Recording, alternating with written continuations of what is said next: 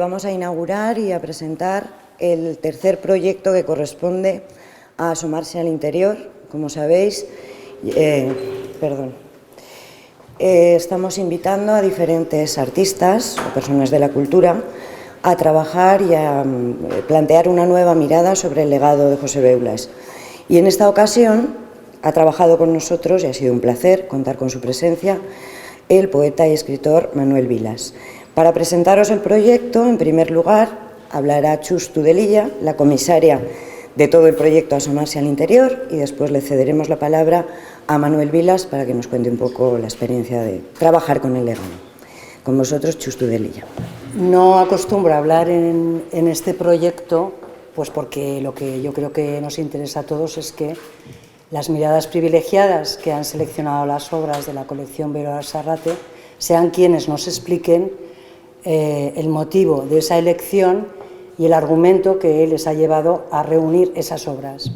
Y además en este verano, que ya somos pues como menos los que nos reunimos, pues casi mejor yo estoy con vosotros y le voy a ceder la palabra inmediatamente a Manuel Vilas, que como ha dicho Teresa, ha sido un placer trabajar, exactamente el mismo placer que con Fernando Sinaga o Juanjo Javierre, y me imagino y espero que con el resto de personas invitadas a este proyecto, y por una razón fundamental. Primero, por su generosidad, por la generosidad que ante una petición como es esta, que es la de observar, mirar, estudiar y reflexionar sobre una colección de arte, nos brindan no solamente su mirada, sino su reflexión, con unos textos que son fantásticos, con una disposición absolutamente estupenda, y yo creo que es de esa mirada privilegiada, que es la que buscábamos entre todos, la que ahora vamos a tener ocasión de disfrutar con Manuel Vilas. Lo primero que quisiera hacer es darle las gracias muy efusivamente a Chus Tudelilla por haberme confiado este proyecto y por haberme invitado a participar en él. Y ha sido un enorme placer trabajar con Chus. Me lo he pasado muy bien y he aprendido mucho de las cosas que hace Chus, porque al principio cuando me propuso este proyecto, yo que soy un poco torpe, no lo entendía bien, me costó un poco, pero luego cuando lo entendí, ya digo que soy un poco torpe, cuando lo entendí y me di cuenta de la gracia que tenía, entonces empecé a pasármelo estupendamente bien, ¿no? Y de hecho al finalmente me lo he pasado extraordinariamente bien.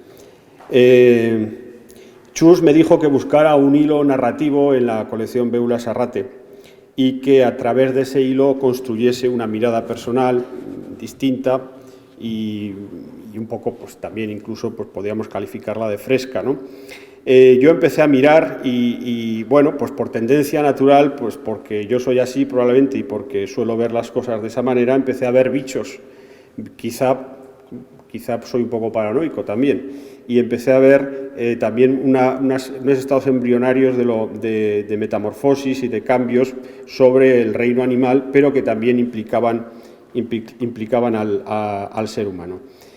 A partir de ahí elegí una serie de pinturas en donde había formas de animales en estado de metamorfosis o en estado de transformación, en estado digamos que sería una zoología imposible de catalogar, porque es una zoología que procede de la imaginación de los artistas, y por tanto era una zoología imaginaria. Pero, ¿por qué me interesó a mí lo de los bichos? Yo creo, y esto es de alguna manera el resumen de lo que vais a ver allí, o digamos la poética de lo que yo he pretendido. Yo creo que el siglo XX pensó en el arte, a través del arte, ya desde la literatura, ya desde el arte plástico, que la forma más concienzuda de representar artísticamente la imperfección, y digo la imperfección, moral, política, humana, social, psíquica, sexual del ser humano era a través de lo informe y a través de lo monstruoso. Y es lo que yo he llamado, esto de lo informe, lo monstruoso, es lo que yo he llamado, con sentido del humor, bichos. Sería una representación de un mundo interior. Por tanto, los bichos yo creo los bichos, digamos la parte amable, su parte menos amable serían los monstruos, las materias, los seres informes. Yo creo que los bichos en el siglo XX son ilustres en la literatura y también lo son, por supuesto, en la pintura.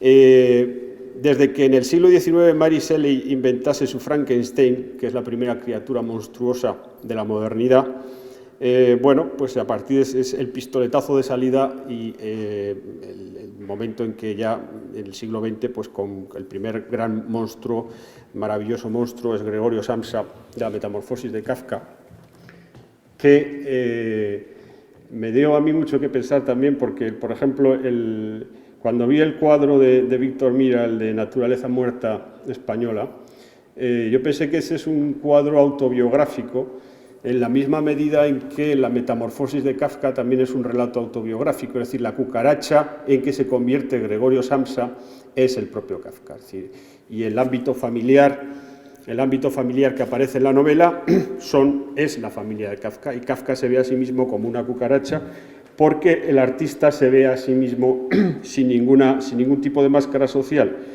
De modo que aventuré también como hipótesis en el cuadro de Mira que allí había una autobiografía. Por otro lado, también empecé a ver en el cuadro de Karel Appel, pues empecé a ver también, se me ocurrió a mí pensar que allí estaba pues el hombre elefante, la célebre película El hombre elefante desnudo. Yo creo que el bicho, tal como yo lo he querido plantear ahí, nos trae a nuestra imaginación y a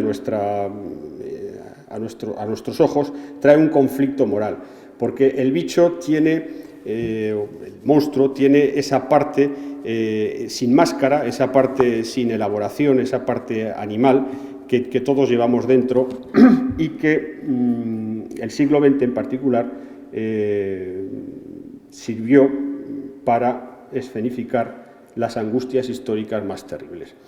Pero no solo eran los bichos, también yo pensé que había bichos, que los símbolos podían ser bichos. Y en el cuadro de Víctor Mira Montserrat, allí vi yo una cosa que a mí me pareció, bueno, lo explico en el texto, una cosa cómica, que era la llamada de Dios, luego lo veréis, que Dios llamaba a sus cruces para que volvieran otra vez, es decir, como si Dios quisiera que le devolvieran lo sagrado, y llamaba a todas sus cruces hacia el cielo, y entonces el mundo quedaba en una oscuridad. Pensé que los símbolos también podían ser bichos, y por eso incluí ese cuadro de Víctor Mira, que diréis, bueno, ¿y esto por qué son bichos las cruces, esas cruces voladoras? Bueno, también son cruces voladoras, pero en realidad parecen una manada de pájaros de naturaleza simbólica, y yo pensé que ahí Víctor Mira estaba simbolizando la huida de lo sagrado del mundo, cosa que sería también una visión muy del siglo XX. Bueno, yo no voy a extenderme mucho. Yo creo que toda la historia de la humanidad se basa en el intento insistente de la filosofía en hacernos creer que somos algo más que animales. Y sin embargo, la pintura contemporánea y la literatura contemporánea insiste en vernos como animales, sin bien animales de formas desconocidas. Yo he escrito un decálogo para explicar el punto de vista de lo que yo he pretendido a través de esta lección de los cuadros. Un decálogo que resume un poco lo que vais a ver allí. Y el decálogo dice así, primer dogma. Esto es la poética de la exposición. Lo que voy a leer ahora es la poética de lo que yo he querido que veáis. Lo monstruoso, lo deforme, lo informe, los cuerpos físicamente inesperados tienen que ver con lo trascendente y con lo sagrado. Lo monstruoso es de naturaleza divina. Segundo, el hombre elefante del cuadro de Appel es el hombre elefante que hay en la conciencia del espectador. Tercer dogma, jamás sabré si los peces de Menchulamas son comestibles. Cuarto dogma. En el cuadro de Santiago Lagunas late en estado embrionario el nuevo bicho del siglo XXI, el bicho que heredará el poder simbólico de las ratas y de las cucarachas. Me refiero al mejillón cebra. 5. Quinto dogma. Aunque tu inteligencia te diga que no, haz caso al corazón y déjate abrazar por el conejo rata hombre de Zeus. Sexto dogma. La cruz águila de Víctor Mira renacerá en el año 2666 como símbolo político del Cuarto Reich en Huesca, y el Cedán entonces será un centro de peregrinación mística internacional. Este sexto dogma es un homenaje a los lectores de Roberto Bolaño. Séptimo dogma. El marco de madera del cuadro de Roberto Mata parece los muros de un pantano metafísico con algas moribundas. Octavo dogma. Las cruces voladoras de Víctor Mira nunca llegarán a Córdoba lejana y sola. Y ahora los dos dogmas fundamentales, el noveno y el décimo, que encierran toda la sabiduría dogmática de esta poética. Noveno, mírate por dentro y sabrás por qué los pintores pintan bichos. Y el décimo mandamiento, ama siempre a los bichos, porque los bichos son humildes y no han comido la manzana del árbol de la ciencia. Muchas gracias.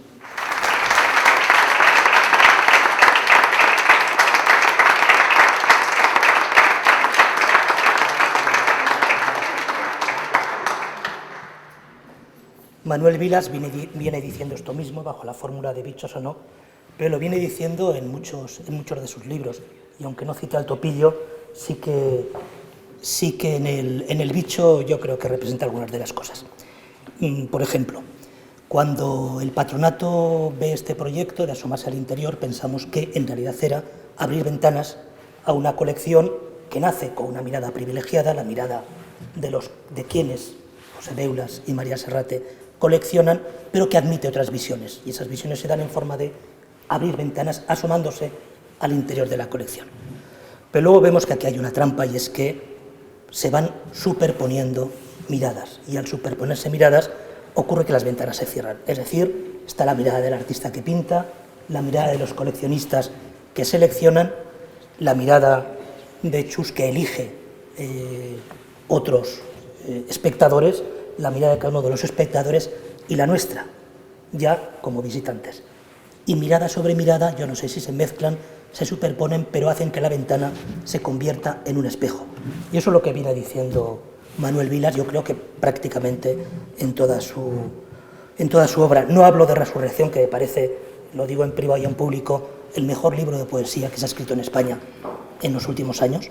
Voy a hablar de otro que también me parece interesante, pero dice esto mismo, que es Z. Abriendo al azar, página 51, dice: entré en unos enormes almacenes, ha entrado en unos almacenes y vi mi rostro en un cartel. Se busca, ponía en el cartel. ¿Quién puede estar buscándome? Siguiente, página 71, trabajo. Levantarse para ir a trabajar todas las mañanas. Verse la cara en el espejo. Esto es esta exposición. Es el espejo, es la cara al levantarse, es el cartel de Se busca, pero es nuestro propio espejo del baño de todas las mañanas, o nuestro propio cartel simbólico, ¿no?, de que también quizá no nos buscan, sino que nos buscamos. Asomémonos pues al interior y miremos en el espejo de Manuel, el espejo de Chus, el espejo de cada uno de los pintores, de José Beulas, de María Serrate, nuestro propio espejo. Gracias.